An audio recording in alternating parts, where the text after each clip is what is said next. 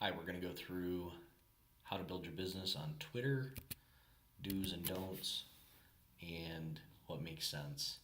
So, we're going to start off with obviously our screen, expanding your presence on Twitter using the three W's.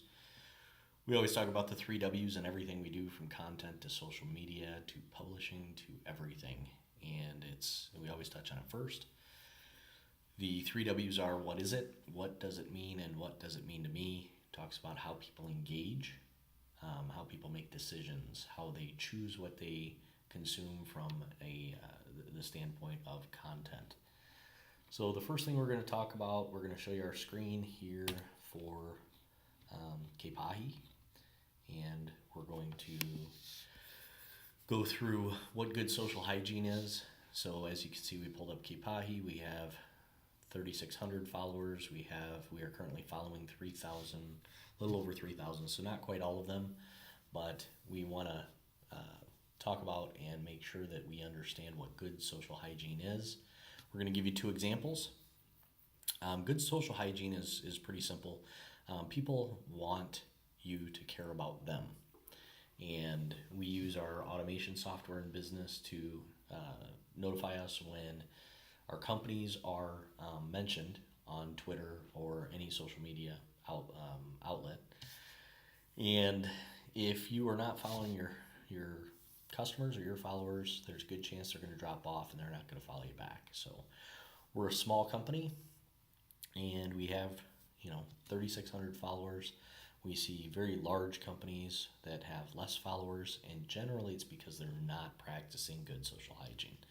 So let's dig into what good social hygiene is. And we're going to use one of our followers here, Tay Diggs. Tay Diggs followed us, I don't know, about a year ago. He has a dance company that he was looking at, or that he's a partner in, and he started following us on Twitter based on a couple of different tweets that we had posted regarding marketing, and he was looking to get his brand out. We followed him back, of course. We were very excited to have Tay follow us on Twitter, but he's actually a great example of somebody who practices good social hygiene. So as you can see right here, he's following 640,000 people, and he has 606,000 followers, 385 likes, so 3,800 tweets. I mean, he's getting the message out there, and people are following him, and he's showing that he cares about them by following them back. And then we're going to look at the opposite, which is bad social hygiene, and I just picked somebody out of the crowd, but let's go to Eva Longoria, since we're comparing two celebrities. She has 7.4 million followers, but she's only following 802 of them back. So this is not good social hygiene. It is very poor social hygiene, and we don't mean to pick on Eva, but she is a great example of what not to do. We call that in the social world, or the social media management world, bad juju. She is saying she does not care about anybody other than herself. Now, she does have a lot of followers, but her stardom may fail, something may falter, and needless to say, her followers will fall off over time. And then she only has 3 likes. She's only liked 3 things, so she's just putting media out there. She's always talking about what she cares about and what she thinks is important to her. Okay. Now, if you look at her tweets are very motivated by emotion. So she's mentioning something here about some act of terrorism. She's mentioning different aspects of a show that she's on. Whereas if we go right back to Mr. Diggs, Mr. Diggs is talking about unity and teamwork and strength, and how do you better yourself. So that's what makes him a great example. We're going to talk about hashtags in a minute, and it's very important that we go through what makes sense for hashtags, what's trending, how we can fit into that, how we can fit into the trends, etc., etc. So let's go back to Kepahi for a moment, because we're actually going to post something. We're going to show you how we post it and what makes sense. As you can see, we have 2,700 tweets over the past, I don't know, since November of 2014. So going into our profile, it's important that we establish what our profile looks like. This is a brief synopsis of what we do. And this right here says we care about you too, which is why we've been as successful as we have. And then we can see our tweet activity right here, which is, we've had 1,215 impressions over the last week. Again, that's outstanding for a company our size. And then going back into this, what are your services? Okay, does it match your brand? Are you trying to build your brand? One area where I would caution you is that we have 2,200 photos and videos. This number should actually match, that number right here should actually match the number of tweets. We should never be tweeting anything without a picture or a video attached to it. Why? Because we're visual people. I'm going to back up for a minute. Let's explain the Twitter platform. It's very important that we understand what Twitter is. A lot of companies go out there and they try and engage people from a business sense on Twitter. That is not what Twitter is. When we look at the 4 categories within a marketing or buying funnel, awareness, consideration, decision, and delight, Twitter is an awareness, only awareness. You will never gain consideration, and you will never cause people to make a decision based on a tweet. Why? Because tweets are too small. You're only giving them enough information to make them aware of something that's going to take them to a different place to learn more. Be it your website, a page on your website, a video, some piece of content that they can consume further. Okay? So if the intent is to capture business on Twitter, I'll tell you right now, it just does not work. That is not what it is. We need to look at Twitter as if it is the news. You are publishing your thoughts on the news, or you are creating news, or you are giving people a feeling or creating an emotion about something. So it's very important that we look at Twitter in the right way for the platform that exists. The other part that we look at is the people within a company and how do they post to Twitter and how do they do that successfully, because that's probably one of the biggest misses from the standpoint of most of the companies. We see a lot of C-level executives that they're posting their brand over and over and over again, and it doesn't work because people aren't following you because of your brand. They want to follow you. They want you to be the thought leader. They want you to engage and tell people about what your company is doing really well. However, they're not looking for you to just push your brand over and over and over again. Okay. So when we look at how we're publishing from a leadership standpoint, we want to make sure that we're engaging not only based on our brand, but also stories that are relevant to our brand. And then we want to make sure that we are publishing with a frequency that makes sense. Maybe it's once a day, maybe it's once a week, maybe it's twice a week, depending on the size of the business.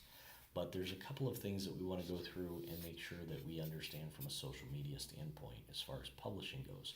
This goes for not only a personal account, but also for a business account. So we're actually using this is from Buffer. Buffer did a study on publishing frequency. And here's all the information. Here's your 4 categories.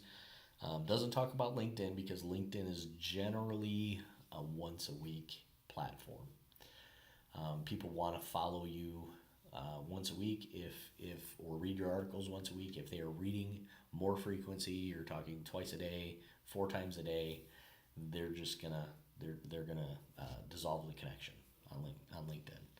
So Pinterest is actually a great platform from the standpoint of visual, talks about what it is, gives a picture, and brings people from an awareness standpoint back to a website. We have Twitter, so Pinterest is no more than 5 pins a day. Twitter is 3 tweets a day.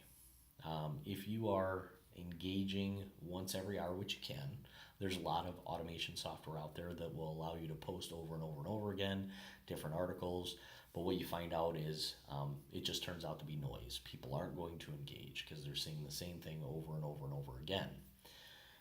Generally, what we share with clients is that they want to ensure that they are sharing a tweet related to a blog post or some piece of content every 3 days on a schedule. So if they are publishing, let's say a medium-sized business should be publishing 4 to 6 pieces of content per week. So that's important to know. Small businesses, we say 4 to 6 pieces per month. Medium-sized businesses, 4 to 6 times per week. And then you have the large companies, the Fortune 500, the Microsofts, the Apple, the Coca-Cola, et cetera, et cetera. They're publishing 4 to 6 times a day because they need to maintain that presence. All right. So getting back to this, Google Plus, a very underestimated social platform. We'll talk about Google Plus in a different video. And then you have Facebook. So twice a day to Facebook. And we've seen that person on Facebook, maybe a friend of ours or a family member that posts and shares 50 things a day on Facebook, and you tend to unfollow them. That's exactly what will happen from a business standpoint if you're posting more than twice a day on Facebook. Okay. So going back to our social hygiene, we talked about good social hygiene versus bad social hygiene. We tend to use a program called Unfollow Spy. And here's what Unfollow Spy looks like. It's free, and it tells us who's following us, who is not following us back. So we're actually going to go through live because we went back to, all right, so we have 3,600 followers, 3,100 people following us. We aren't following everybody because it doesn't make sense for our business, or maybe people are following us with a little, some sensitive material, which is why you see a variance in those numbers. But we're going to go back here and we're going to figure out we have 2%, 2.3% are not following us back. This is a daily task for whoever your social media manager is. They need to figure out who's not following you back. So we already deleted them actually. So we want to go through. Yep. So I deleted them before the video. But if I hadn't, right in here, we need to re-log in. We're going to authorize the app. This feeds right into Twitter, and it gives us all of our stats. So that I just waited a little bit too long. So we're going to go into our not follow back. We have 2.36%. And Andrew Wall, let's talk about the different types of Twitter followers. It's very important that we understand we have the butterflies and we have what we call the pump and dumps. So the butterflies are people who are out there and they want to consume information, they want to follow people, and they want to hear what everybody has to say. Now here we have Andrew Wall as a perfect example. We don't know who Andrew is. Andrew followed us. We followed Andrew back. And then Andrew said, thanks for the follow, but we're going to go ahead and unfollow you because I just want to be that Eva Longoria, right? He wants to be this guy. But we're not going to allow that. Let's go back to our Unfollow Spy. We're going to go ahead and unfollow every single person who does not follow us back. Why? Because if they do not care about us, we promise we do not care about them. And the good part is that's actually very good news because, we don't want to be in a position, and actually we'll know, sometimes we have clients or prospective clients that will follow us and then unfollow us, et cetera, et cetera. We don't want to be in that world where we have people who are using us, and we want to know what their interests are in our business. Okay, so we're going to go through and unfollow. You get, I think, 50 a day that you can unfollow, and it'll actually show pretty closely.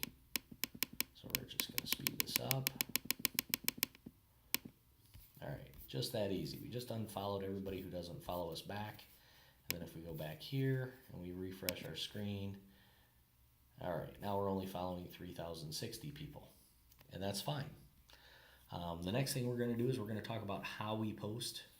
So we're going to use an example of something that we're ready to post here, and we're going to create a tweet. And what is the makeup of a tweet, and what does that look like? So we published a video called Writing Engaging Content on WordPress.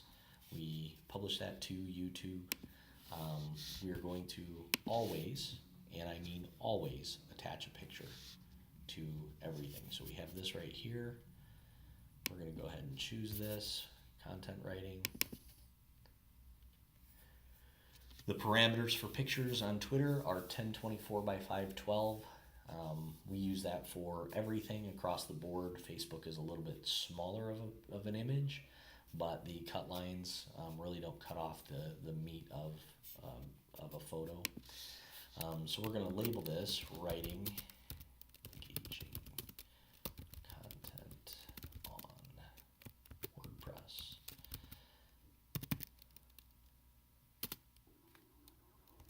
Now this piece, it's an hour-long video, instructional video on content writing, how to rank, how to do SEO, how to do all kinds of stuff. So we've published a link to the video. We've talked about what our title is of the article, and everything matches. So we want to match our content, match our titles. And then there's hashtags, right? So a hashtag is the relevancy of this piece. Now, I've looked through our trends, and we'll talk about that here in a second. Nothing trending matches our videos, so we're not going to use hashtags that are trending for the day. But we're going to talk about rank. So rank. We're going to use a hashtag Google. And we're going to use a hashtag of SEO, because there is information in there regarding SEO. Now we actually show right here, this is our character count. We have we have 34 characters left of 140 being used. That is being expanded here over the next couple of months from Twitter to take out the hashtags and the ats and the actual links and the imagery. But it's for right now it's 140. So we want to make sure that we're maintaining the 140 character limit.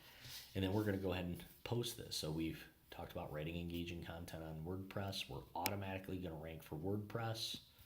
We're automatically going to rank for engaging content, writing engaging content, everything in here we do not need to create a hashtag for, because it's already stated within the tweet itself. Hashtags are generally used for information that's contained within the content piece that is not in the actual tweet header. So we're going to go ahead and tweet this. As you can see, it popped up right here. We just posted a great piece. Again, an hour-long video, and now we're going to wait for people to like it, to share it, to retweet it, or to reply to us based on this information. And if we click through to this, it's actually going to take us to the actual video right here, where it feeds in an hour-long presentation, or an hour and 2 minutes.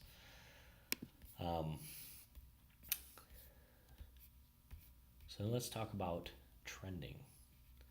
Every once in a while, we have an opportunity to transition our business into what is currently trending and take advantage of what people are looking for.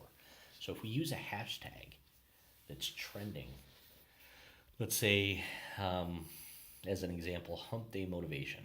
If we are a business that provides some form of entertainment, so let's say a comedy club, let's use that as an example, and they have a Wednesday show, we could actually post that show, talk about Hump Day Motivation, or use hashtag Hump Day Motivation, and then we're in front of, at that point, 1,500 more people. This is outside of our current followers. So if we had something, that matched this trend, we could actually engage with 1,585 more people. I would caution newsfeed is generally up there a lot. It doesn't, you're just noise at that point. So be very careful how you're using hashtags, and make sure that they're relevant to the content that you're trying to provide.